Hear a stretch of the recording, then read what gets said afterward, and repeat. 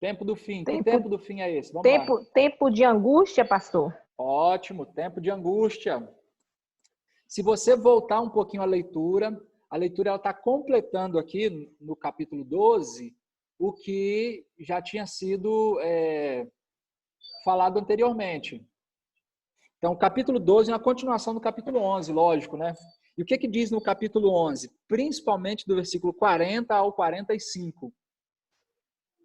Primeiro a gente está falando, olha, no tempo do fim, começa o versículo 40. No tempo do fim, o rei do sul se levantará contra ele. Contra ele quem? Contra o rei do norte. E o rei do norte arremeterá contra ele com carros, cavaleiros e com muitos navios. E entrará nas suas terras e as inundará e passará. Você estudou na lição da semana passada. Eu quero ver quem é que está lembrando aí.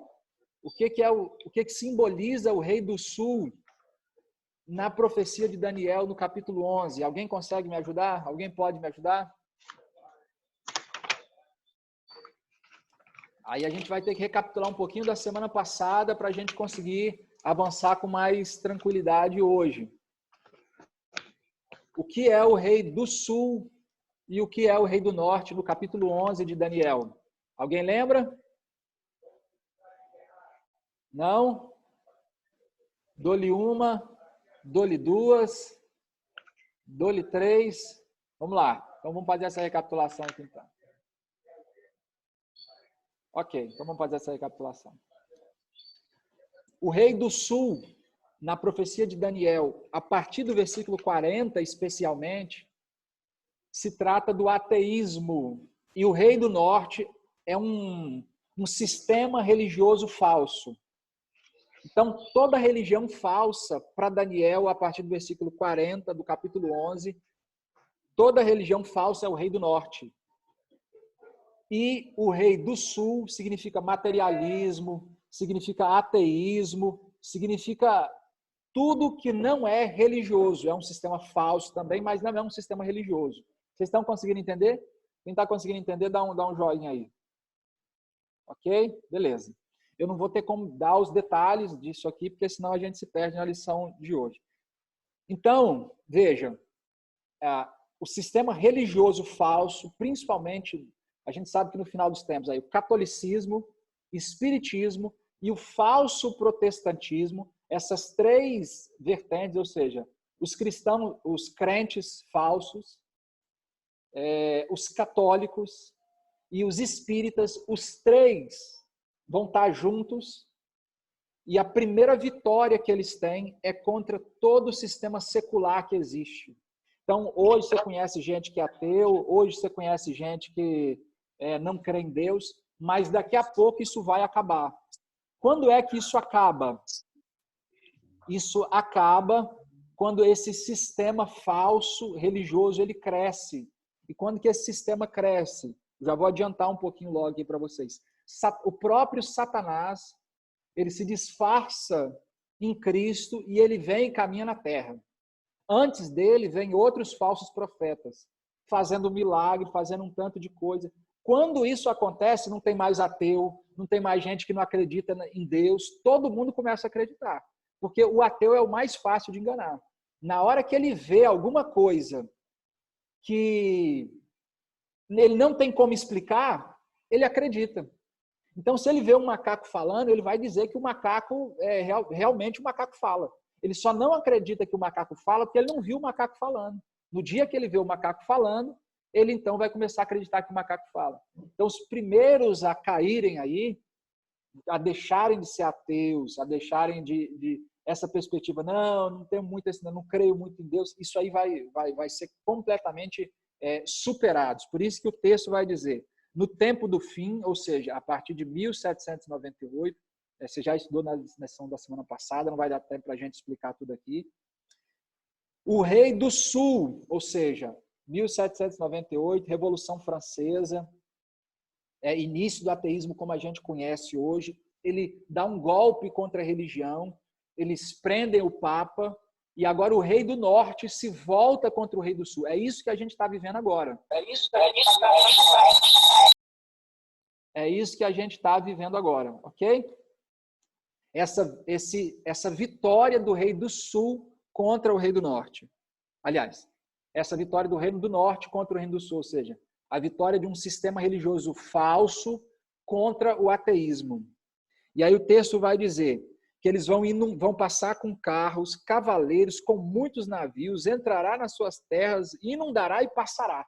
É uma vitória completa, ou praticamente completa. Aí o versículo 41, ainda do capítulo 11, vai dizer, entrará também na terra gloriosa. Aí a gente está dizendo aqui agora que o mal ele se volta contra o povo de Deus. E aí o final do texto, que a gente não vai ter tempo para explicar tudo, mas o final do texto diz assim, mas, versículo 43, apoderar-se-á dos tesouros de ouro, de prata, de todas as coisas preciosas do Egito, os líbios e os etíopes o seguirão.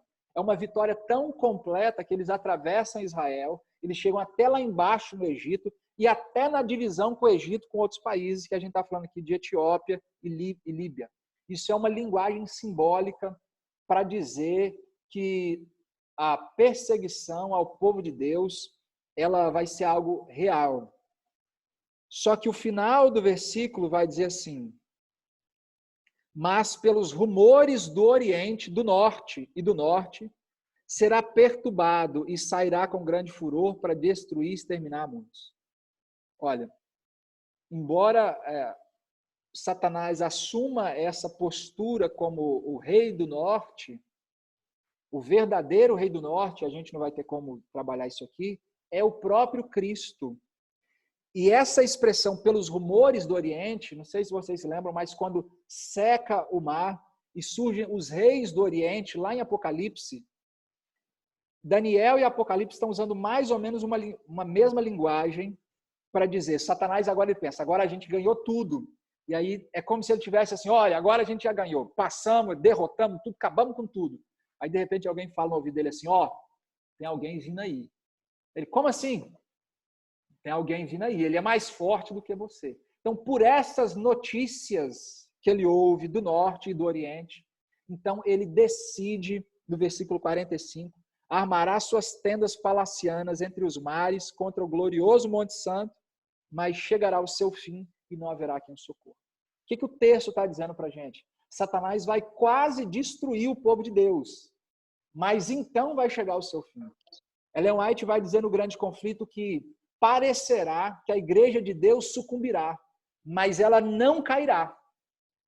A gente vai ter essa ideia de que o povo de Deus vai ser destruído, mas não vai ser destruído. E aí isso tudo é só uma recapitulação do capítulo 11 que a gente já estudou a semana passada. Então, no capítulo 12, é nesse tempo que Miguel se levanta. Que tempo? Quando o povo de Deus está prestes a cair.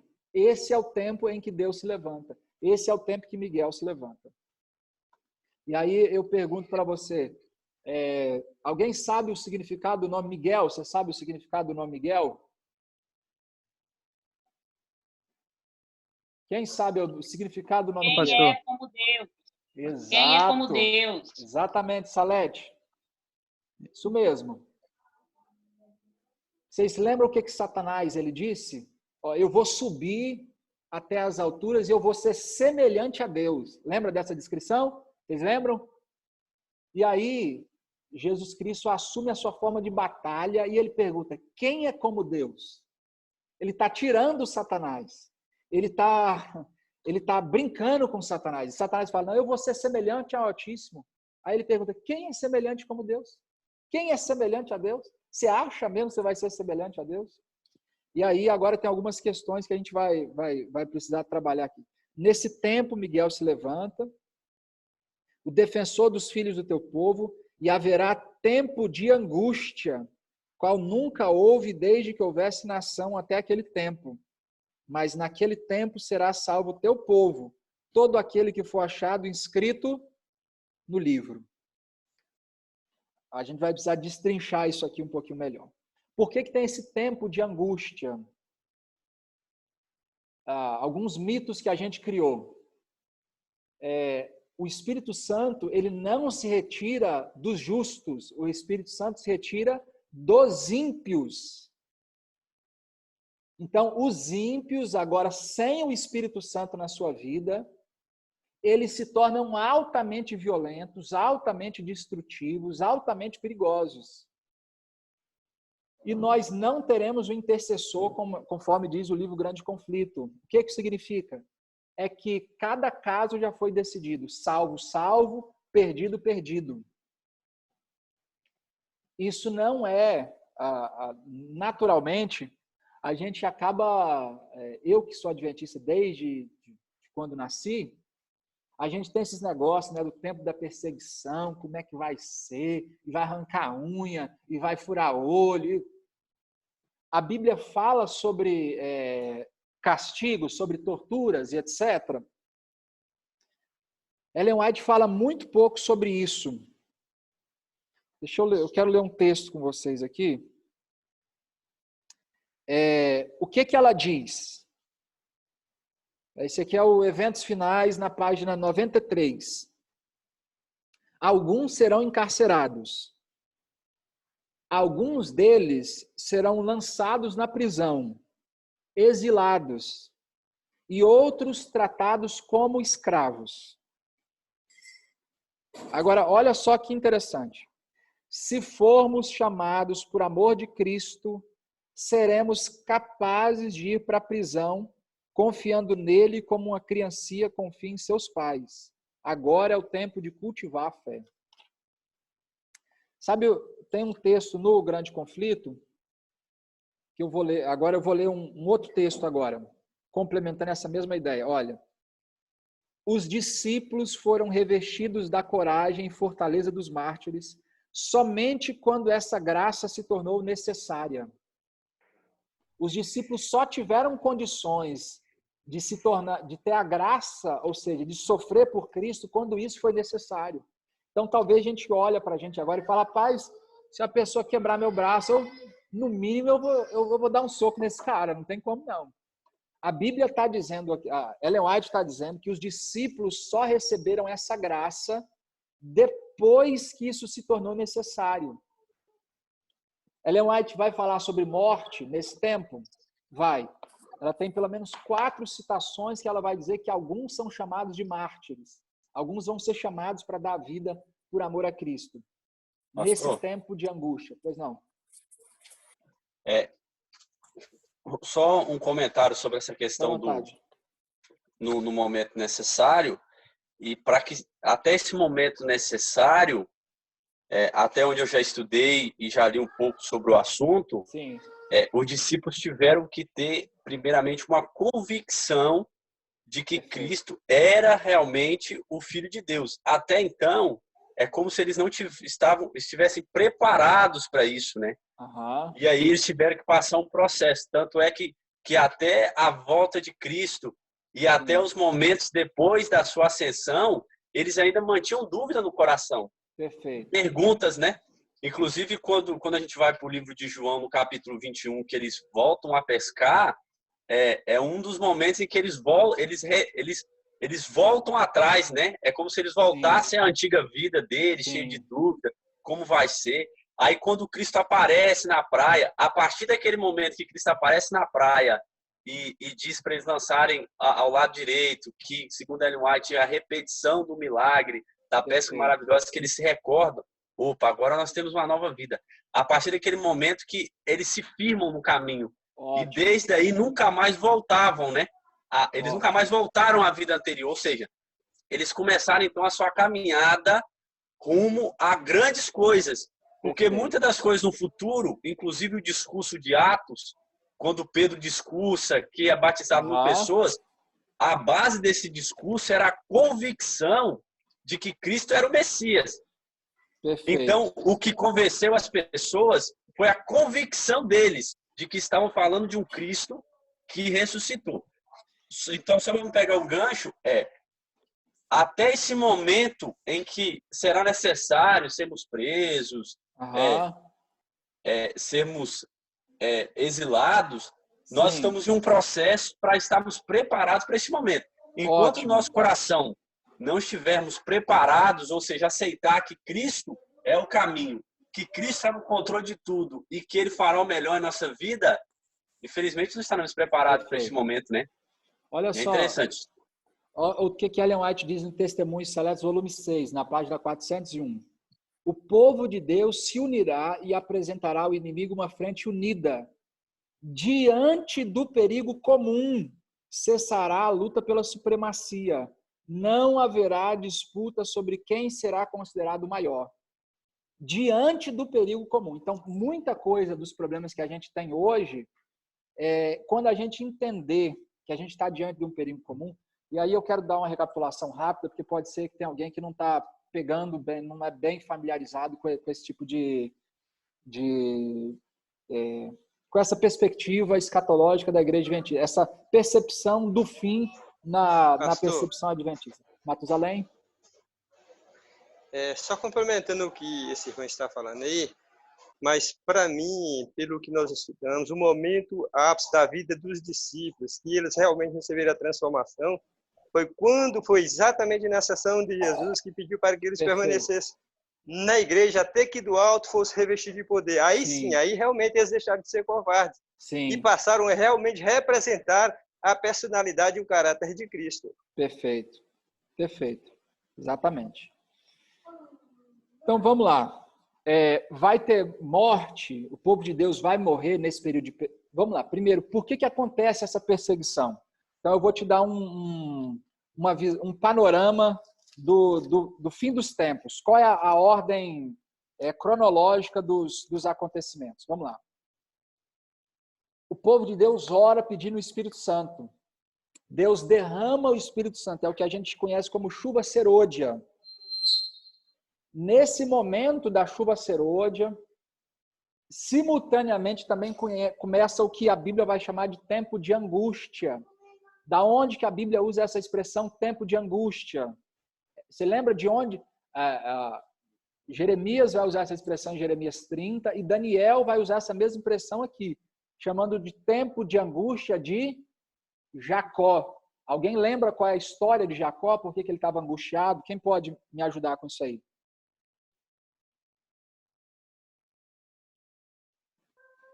Se me lembro bem, é justamente naquele momento que ele iria se encontrar ali com seu irmão, né? E ele estava totalmente chateado porque ele não tinha certeza se Deus o protegeria da força avassaladora que o Esaú estava vindo atrás dele, né? Mas justamente ali Deus mostrou a ele que estaria com ele em todos os momentos, foi visitar Esaú e deixou bem claro que Esaú não poderia e não deveria tocar no filho dele, Jacó. Né? Perfeito, pastor Marluan. Alguém mais? Ok. Então, essa expressão tempo de angústia, ela vai ser usada. A gente consegue entender que tem pelo menos 4 tempos de angústia. Eu não vou ter como trabalhar com isso com vocês, que o tempo é curto. Mas tem um tempo de angústia que foi da perseguição papal, que aconteceu por 1260 anos. Esse a gente passou. Vai ter um tempo de angústia maior e um tempo de angústia que vai ser específico só depois que sai o decreto de morte, que é depois até do decreto que a gente chama de dominical. O que é o decreto dominical? São pessoas que não creem na Bíblia, vão dizer que todos esses problemas que estão acontecendo, esse problema de não somente esses problemas agora, como epidemias, como falta de emprego, mas problemas muito mais sérios, que serão as 7 pragas, eles vão dizer que isso acontece como fruto da desobediência à guarda do domingo, que nós acreditamos que a palavra de Deus diz para a gente guardar o sábado, e todo mundo ao nosso redor vai dizer que a guarda que deve ser feita é do domingo.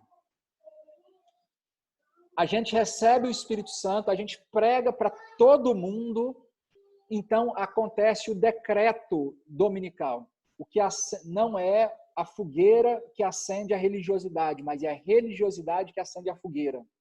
Ou seja, a gente recebe o Espírito Santo, o povo fica irado porque a gente recebe o Espírito Santo, E aí começa essa perseguição. Primeiro um decreto dominical, e depois do decreto dominical é que a porta da graça vai fechar para aqueles que ainda não têm a luz que nós temos.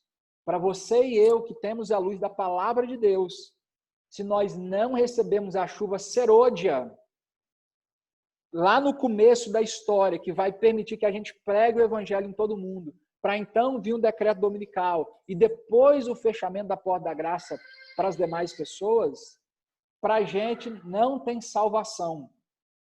Se a gente não receber a chuva serôdia, não tem salvação para você e para mim que conhecemos a palavra de Deus. Vocês estão entendendo isso? Vocês estão entendendo? Ou não? Quem está entendendo Sim. aí? Estão entendendo? Ok. Ok.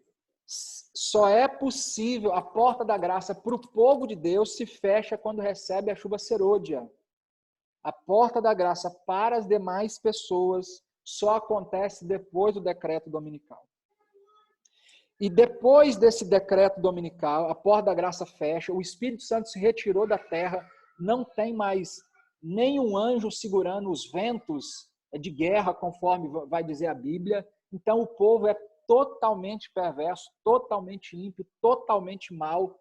E a gente, nesse momento, então, fecha a porta da graça e aí, então, ocorre o decreto de morte. Você quer falar alguma coisa, Pablo? Não, pastor, tranquilo. Ok.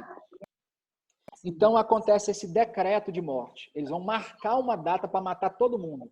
Vai ter muita gente preso, vai ter muita gente fugindo.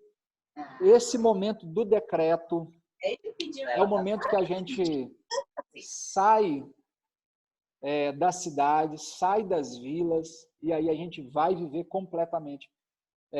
A Ellen White, a gente consegue ver pelo menos duas falas diferentes, em 2 tempos diferentes. Uma é quando a gente sai das grandes cidades, e outra é quando a gente sai dessas pequenas cidades e das vilas, e então vai para o campo de vez. Lembrando que algumas pessoas vão ficar, óbvio, para pregar o evangelho. Então, nesse tempo a gente tem uma preocupação, a maior preocupação na cabeça da gente não é sobre se a gente vai morrer, não é sobre se a gente vai apanhar, não é isso. O foco da perseguição não é esse. O foco da perseguição. Por muitos anos botaram isso na nossa cabeça, mas o foco da perseguição não é esse. Pois não. É Marcinho que tá falando. Ei, Marcinho. Igual, por exemplo, assim, seria errado adiantar a ida já para o campo? Não, não é errado. A questão é o que Deus está te falando. Se Deus te colocou um ministério na cidade que você está, você tem que estar onde Deus quer que você esteja. Se você percebe que Deus está te chamando para ir viver no campo, então vai para o campo. Agora, se você percebe que Deus está te chamando para estar onde você está, então fique onde você está. Porque eu já tive assim, colegas lá da igreja me falando, não, a gente vai trabalhar em forma de já ir adiantando, ir para o campo e tal. Eu falei, mas isso já está com medo de uma coisa que vai vir ainda. Apesar que a gente tem que ter o medo, mas tem que confiar em Deus, né? Na forma que Deus que vai planejar a forma. Mas sim, se Deus te der condições e você tem possibilidade de ir para o campo, você sente que Deus está te chamando para ir para lá, vá. Então, assim, Entendi. Não sou eu que devo dizer quando você deve ir, nem você que deve dizer quando eu devo ir. Mas se a gente está buscando a Deus para ouvir a voz de Deus, então a gente vai conseguir ter um direcionamento. Qual é o nosso medo, então? Se o nosso medo não é de morrer, se o nosso medo não é de apanhar, qual é o nosso medo? Que os nossos pecados não estão perdoados. Perfeito. Esse é o receio dos salvos. Não, fiquem quietos, fiquem seguros, com medo de não ter sido perdoado os seus pecados. Essa angústia mental individual. Exatamente, Salete. Eu vou ler aqui 2 textos do Grande Conflito nessa versão nova aqui, Os Resgatados. Páginas 312 e um texto na 313. Olha. Entretanto, a angústia que o povo de Deus sofre não é por medo de ter perseguição. Os fiéis temem que por alguma falha sua deixem de vivenciar a promessa do Salvador. eu também o guardarei na hora da provação, que está para vir sobre todo o mundo, para pôr à prova os que habitam na terra. Caso se mostrassem indignos por causa de seus defeitos de caráter, então o santo nome de Deus seria desonrado. Os medos que a gente tem medo de desonrar a Deus.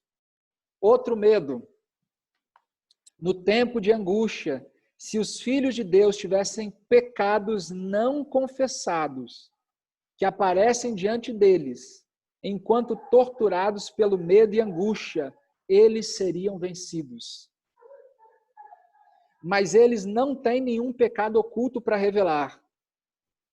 Satanás vencerá todos aqueles que justificarem os próprios pecados, ou que omitirem esses pecados, permitindo que permaneçam no livro dos céus, sem que sejam confessados e perdoados. Aqueles que adiarem seu preparo não conseguirão fazê-lo no tempo da angústia e nem depois. Seu caso ficará sem esperança. Forte, né?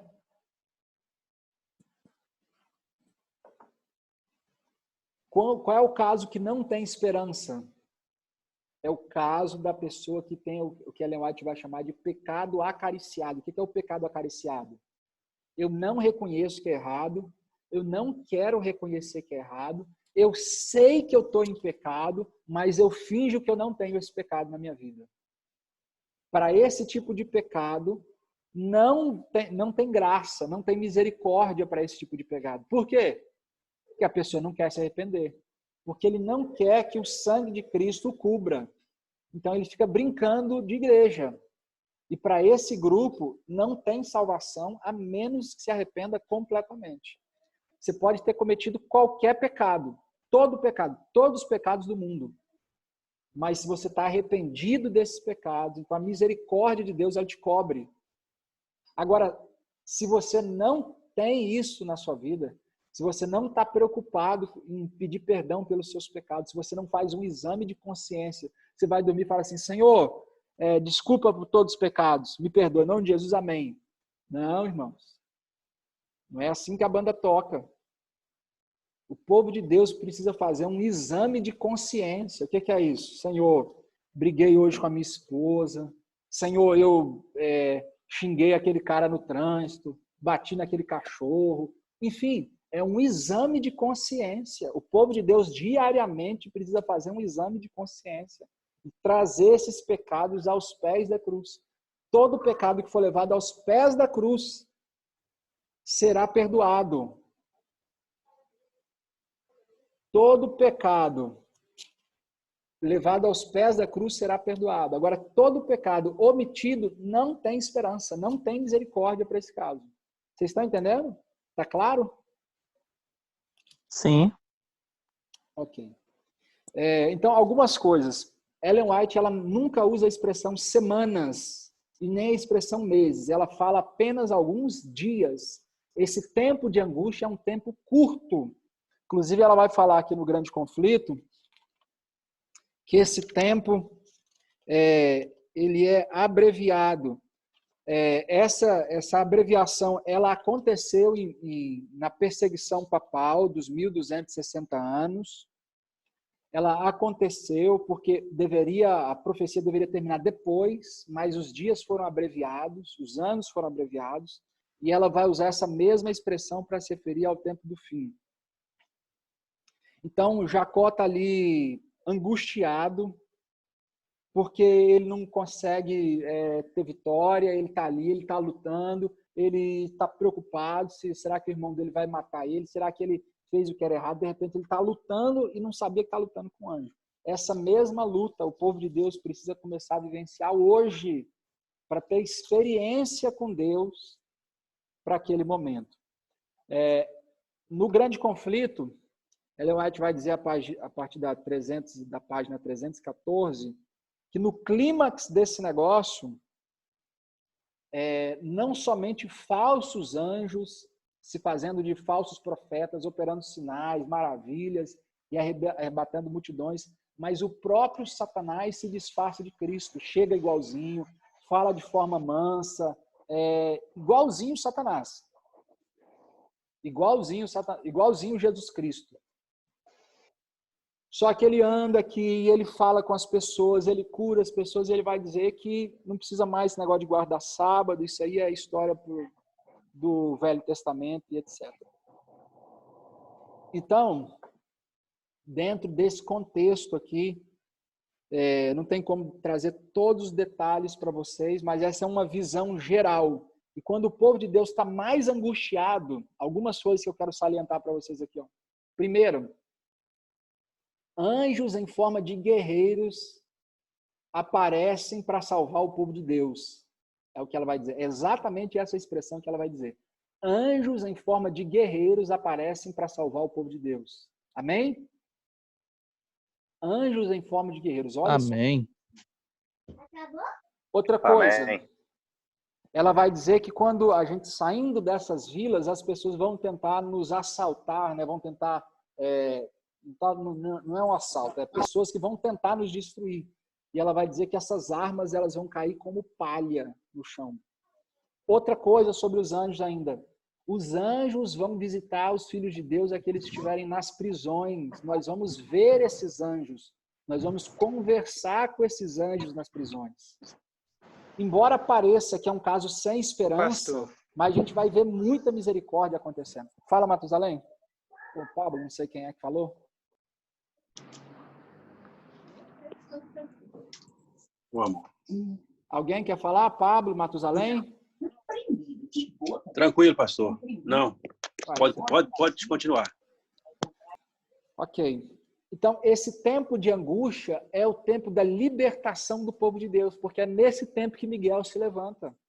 A gente não precisa ter medo do tempo de angústia. Ninguém quer falar sobre angústia, né? A Bíblia fala sobre isso, ela apresenta. O tempo de angústia é uma realidade? É uma realidade. Mas o livramento de Deus é o que tem que estar tem que ser o nosso foco.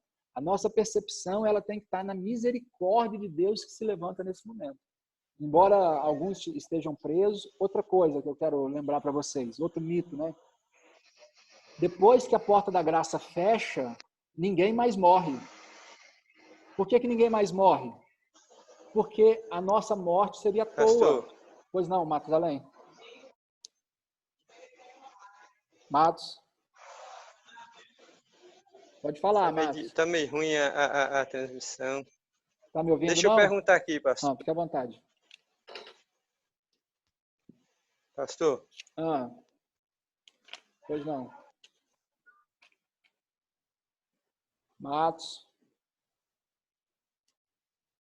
Seguinte. Eu não estou conseguindo te ouvir, Matos. O microfone dele está no silencioso. Deixa eu procurar aqui, então.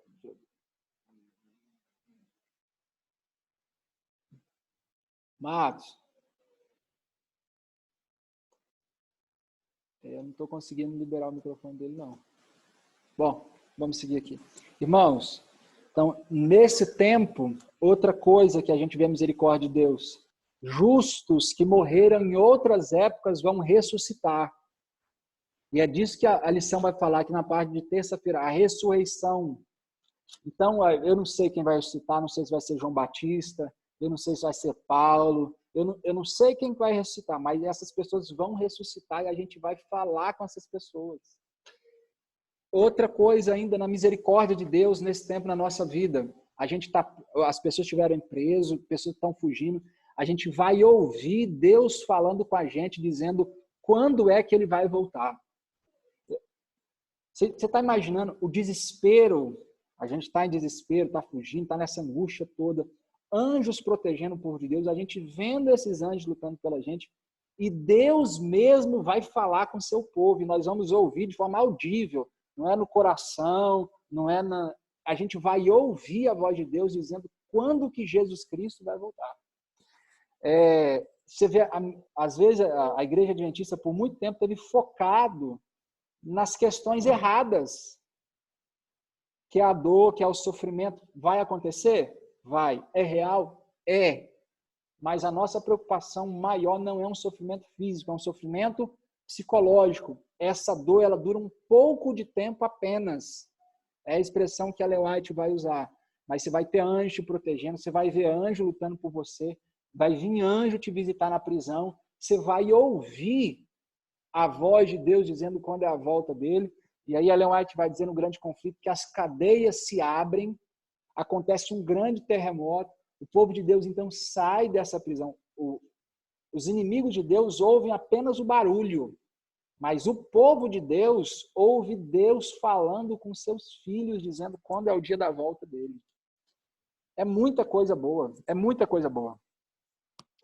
Eu vejo, pastor, que, pelo que você falou, realmente, nós estávamos, e ainda estamos, às vezes, muito focados nas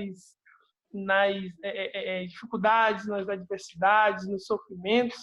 Sim. E estamos esquecendo justamente isso que você acabou de comentar, Sim. dos livramentos, da esperança, da felicidade de saber que Deus vai nos guiar, de que Deus vai nos proteger.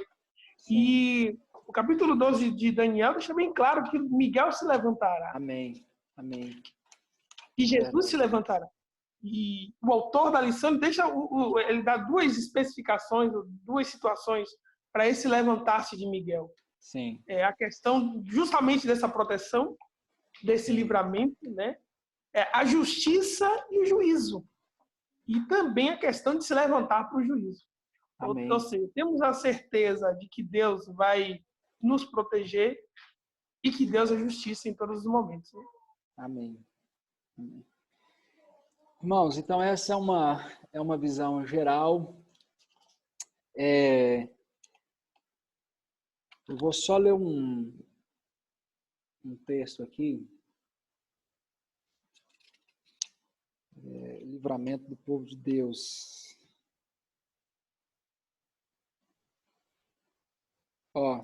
Olha só o que Ellen White vai dizer aqui na página 319. O povo de Deus ouvirá uma voz dizendo: olhem para cima. Assim como Estevão olharam para cima, eles verão a glória de Deus e o Filho do Homem em seu trono. Reconhecerão as marcas de sua humilhação e ouvirão o seu pedido. Quero que os que me deste estejam comigo onde eu estou. Ouvirão uma voz falar: eles veem santos inocentes sem mácula. Guardaram seu mandamento de perseverar. Irmãos, e aí os últimos acontecimentos, eles serão breves. A gente tem a certeza da vitória. A misericórdia de Deus é disponível para os seus filhos. Só tem uma coisa que pode impedir que eu e você saiamos vencedores disso aqui. É se a gente não quiser. É se a gente insistir em não querer receber a bênção de Deus e a misericórdia de Deus na nossa vida. O braço de Deus está estendido sobre seus filhos. Oi, Márcio. Pastor, deixa eu perguntar aqui, pastor. Ali, quando Jesus estava em frente de Anás e Caifás, ele fez uma pergunta para todos: vocês eram filhos de Deus nas nuvens com poder e grande glória. Quer dizer que essa ressurreição será uma ressurreição especial para essas pessoas? Também incluirá. Por isso que Daniel vai dizer que muitos dos que dormem ressuscitarão. Alguns para vergonha e outros para... Deixa eu ler o texto aqui, só para... muitos dos que dormem no pé da terra ressuscitarão. Uns para a vida eterna e outros para vergonha e horror eterno. Então, nessa ressurreição especial... Essa não é ainda a ressurreição da volta de Jesus. Essa é uma ressurreição especial. Ressuscita o povo de Deus, vários dos... Principalmente, se acredita que principalmente aquelas pessoas que foram mártires, ou seja, que morreram nessas épocas. E também essas pessoas para verem a volta de Jesus. Ô, pastor. Bom dia, pastor. Bom dia. O pastor me deu o seguinte, com respeito ao versículo 1, capítulo 12, versículo 1, onde Jesus disse que nesse tempo se levantará Miguel, o grande príncipe, defensor dos seus filhos. Jesus vai se levantar onde? Do seu trono, onde ele está intercedendo por nós, ou ele já vai se saindo de lá para buscar os seus filhos. Kaique, do tempo do final da intercessão de Jesus para a sua volta, é um tempo breve. Então, assim, ele acaba a sua intercessão e ele vem buscar os seus filhos. É no mesmo dia? É na mesma hora? Não. Porque Deus vai permitir que isso aconteça para revelar o caráter de Satanás. Satanás queria destruir os filhos de Deus, assim como ele destruiu o próprio Jesus. Então, Ellen White vai dizer que Deus vai permitir que Satanás chegue até muito perto de destruir tudo, que é para revelar o caráter de Deus para as pessoas. Ele se levanta nesse momento, por isso a gente não tem intercessor, porque acabou, salvo, perdido. Agora fechou a porta da graça, tanto para os justos, quanto para aqueles que não conheciam a palavra de Deus. Fechou para todo mundo agora. E aí, desse momento até a volta de Jesus, Ellen White vai falar que é um espaço breve de tempo. Deu para explicar, Kaique? Deu sim, entendi. Pastor. Pois não. Márcio. Antes da volta de Jesus, Satanás vai tentar imitar a sua volta. Essas vozes, igual você falou, ele vai conseguir imitar também? Não sei. Aí a Bíblia não vai falar sobre isso, a lição Ellen White não fala sobre isso. O que ela vai dizer é que ele vai andar na terra, ele vai fazer muitos milagres, vai fazer muitas curas, vai fazer muita coisa. Agora, olha o que ela vai dizer aqui, ó. Falando sobre Satanás. Ele erguerá as mãos e as abençoará. Sua voz será suave, mas cheia de melodia. Então, compassivo, apresentará algumas das mesmas verdades celestiais que o Salvador preferiu. Curará doenças. Então, na suposta personificação de Cristo, afirmará ter mudado o sábado para o domingo. Declarará que aqueles que santificam o sétimo dia demonstram desprezo por ele. Será um engano forte, quase irresistível. Isso aqui Ellen White vai dizer sobre isso.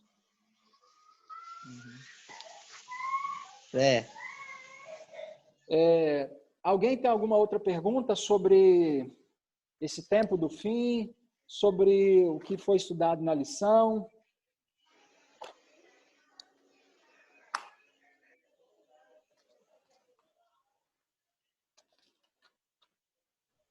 Então, alguém tem?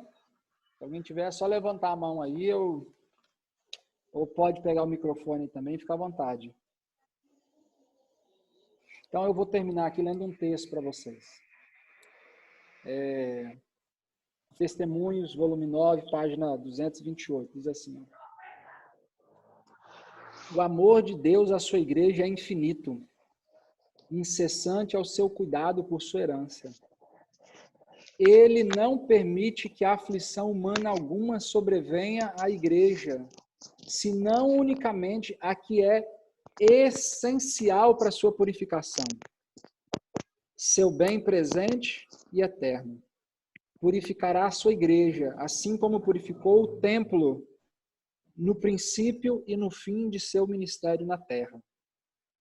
Tudo o que ele traz sobre a igreja em forma de provações e aflições é com o objetivo de trazer seu povo a adquirir mais profunda piedade e mais força para levar a todas as partes do mundo as vitórias da cruz. Aflições, cruzes, tentações, adversidades e nossas várias provações são os agentes divinos para nos purificar, santificar e nos preparar para o celeiro celestial. Por que a gente vai passar essas coisas? Porque Deus ama o seu povo e Deus está purificando o seu povo. Que Deus nos abençoe, que Deus nos guarde e nos prepare. Deixa eu falar uma coisa para vocês antes da gente orar aqui, finalizando. Amanhã, domingo, à noite, a gente vai ter um culto no mesmo molde. Nós vamos ter um sermão com o pastor Luiz Fabiano. Enquanto a gente não reabre as igrejas, agora a gente já tem um pouco mais de prática. Muita gente aqui não tinha prática ainda com o aplicativo. Nós tivemos aqui 50 pessoas Na verdade, foi mais de 50 pessoas, porque alguns entraram, outros saíram, mas a média é de 50 pessoas participando. Então, não é o distrito todo ainda, mas também foi uma primeira experiência. Queria que você me ajudasse com os outros irmãos da sua igreja, falasse para eles que foi bom, que você gostou, como é que foi, o que você achou que foi interessante, para ver se amanhã a gente traz mais gente ainda. Para ver se amanhã à noite a gente traz mais gente ainda. Horário normal do culto, 7h30. Eu vou enviar para vocês o link, da mesma maneira que aconteceu aqui. Ok? Quantos gostaram da experiência? Foi bom? Ótimo. Que bom que vocês gostaram. Para mim foi top, viu? Gostei. Muito bom. Ótimo. Que bom. O filho de Abirã tá ali, ó. Só dando um joinha aí, né, Abirã? Muito bom, gostamos também. Que bom, maravilha. Pastor Marlon, então, vai fazer uma oração para a gente finalizar. Bom almoço para vocês. Ok. Vamos, então, agradecer a Deus. Oremos. Bom Pai, mais uma vez, obrigado, Senhor, pelo momento especial que o Senhor nos concedeu. Podemos juntos, não fisicamente, mas online, podemos então ouvir a tua palavra, mensagens musicais, muita oração, podemos então dedicar a nossa adoração a Ti. Temos a certeza de que, ao ouvir mensagens da Bíblia, do Espírito de Profecia, temos a grande certeza de que no fim dos tempos, no qual nós já estamos às portas de Jesus, nós teremos Miguel, que irá nos proteger.